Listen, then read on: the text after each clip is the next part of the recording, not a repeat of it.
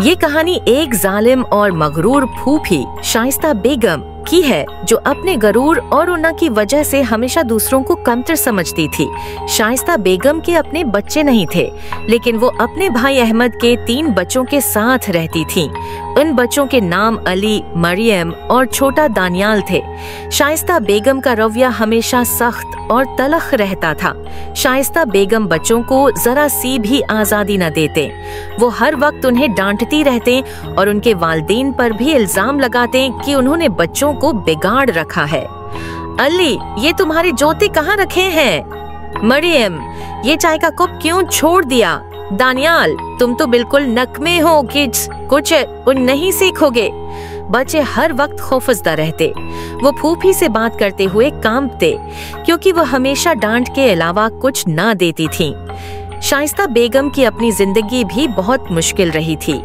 शादी के कुछ साल बाद उनका शोहर एक हादसे में इंतकाल कर गया था। उनकी कोई औलाद न थी और वो तन्हाई के आलम में जिंदगी गुजारने लगी। वक्त के साथ उनके दिल में कड़वाहट भर गई और वो हर एक से सख्त रवैया अख्तियार करने लगी। एक दिन ऐसा हुआ कि अली, मरियम और दानियाल ने आपस में बात की। अली बोला, मैं अब मजीद बर्दाश्त नहीं कर सकता। फूफी हमें हमेशा बुरा भला कहती हैं। मरियम ने कहा, हम उनके लिए सब कुछ करते हैं, फिर भी वो खुश नहीं होते। दानियाल, जो सबसे छोटा था, रोते हुए बोला, मैं चाहता हूँ कि फूफी हमें छोड़कर चली जाएं। बच्चों की बातें सुनकर अहमद भी परेशान हो गया। उसने सोचा कि शाइस्ता बेगम से बात करे, लेकिन वो हमेशा जवाब देते, ये बच्चे बगड़े हुए हैं, उन्हें सख्ती की जरूरत है। कुछ महीनों बाद शाइस्ता बेगम को एक दिन अचानक बुखार हो गया। वो बिस्तर से उठ न सके। डॉक्टर ने बताया कि उन्हें आराम की जरूरत है, लेकिन शाइस्ता बेगम की देखभाल करने वाला कोई न था। जब शाइस्ता बेगम को एहसास हुआ कि कोई उनके करीब आने को तैयार नहीं, तो उनका दिल दुख से भर गया। वो बिस्तर पर लेटी हुई सोचती रहे कि आखिर उनकी जिंदगी में ये दिन क्यों आया। एक रात जब वो बिस्तर पर तन्हाई में थीं, उन्हें अपने माजी के रवैये याद आए। उन्हें एहसास हुआ कि जिंदगी का असल सुकून दूसरों को खुशी देने में है। अगर आप मोहब्बत करेंगे तो मोहब्बत ही लौट कर आएगी।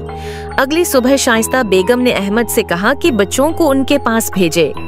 अली, मरियम और दानियाल जब डरते डरते कमरे में आए तो शाइस्ता बेगम ने रोते हुए कहा, बच्चों, मैंने तुम्हारे साथ बहुत सख्ती की, मुझे माफ कर दो। बच्चे हैरान रह गए।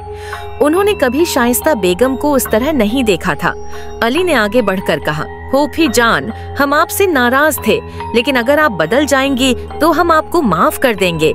शाइस्ता बेगम ने बच्चों को गले लगाया और अहद किया कि वो उनके साथ मोहब्बत से पेश आएंगी। वक्त के साथ शाइस्ता बेगम ने वाकई अपना रवैया बदल लिया। वो बच्चों से हंसी मजाक करती, उनके साथ बैठकर कहानियां सुनती और उनकी छोटी छोटी खुशियों का ख्याल रखती। बच्चे भी उन्हें दिल से चाहने लगे और शाइस्ता बेगम की तन्हाई खत्म हो गई। जिंदगी में पहली बार उन्हें हकीकी सुकून और खुशी का एहसास हुआ। उन्होंने सीख लिया कि सख्ती से नहीं बल्कि मोहब्बत से दिल जीते जाते हैं।